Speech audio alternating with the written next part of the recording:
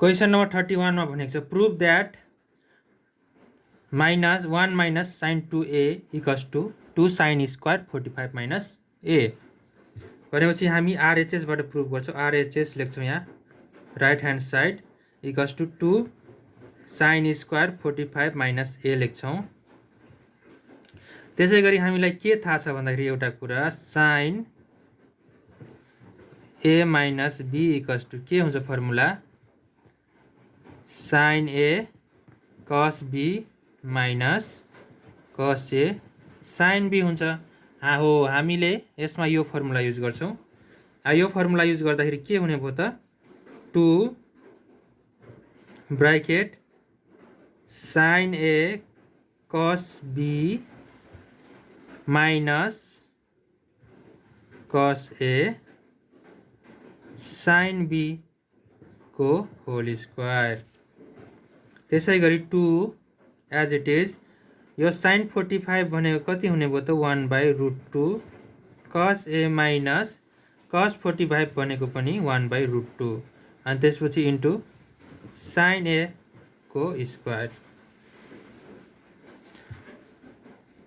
अब हामी के हेर्छौँ भन्दा यसलाई सिम्पली हामी के गर्छौँ sine a divide by √2 minus cos a divide by √2 minus sine a divide by √2 लेख्छौँ को होल स्क्वायर। यो दुईटालाई एलसिएम लिँदाखेरि हामी एलसिएम लिँदाखेरि कस a माइनस साइन a हुन्छ cos a minus sine a by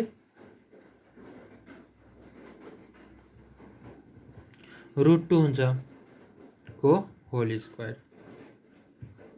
अब फेरि गर्छौँ 2 साइन a यहाँ चाहिँ a छ sine a minus cos a minus sine a को होल स्क्वायर गरेर डिभाइड बाई √2 को होल स्क्वायर गर्छौँ।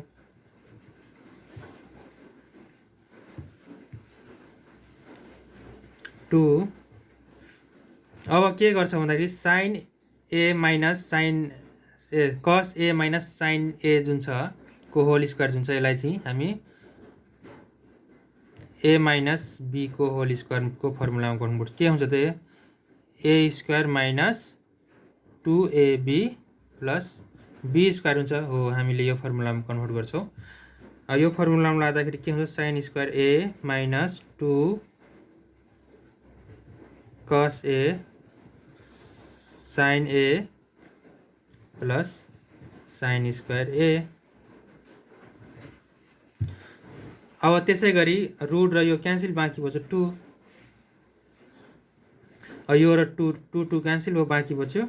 अब हामी के गर्छौँ भन्दाखेरि कस square a plus sine square a लेख्छौँ। यो साइन स्क्वायर a लाई यो साइडमा ल्याइदिए minus 2 cos a sine a लेख्छौँ। यो 2 क्यान्सल भइसक्यो भनेपछि हाम्रो यति नै बच्यो। अब अर्को फर्मुला के थाहा छ भन्दाखेरि sine square a plus cos square a equals to 1 हुन्छ। हो हामी यो एप्लाई गर्छौँ sine cos square a plus sine square a equals to 1 minus अर्को के थाहा छ भन्दाखेरि sine 2a equals to 2 sine a cos a हुन्छ।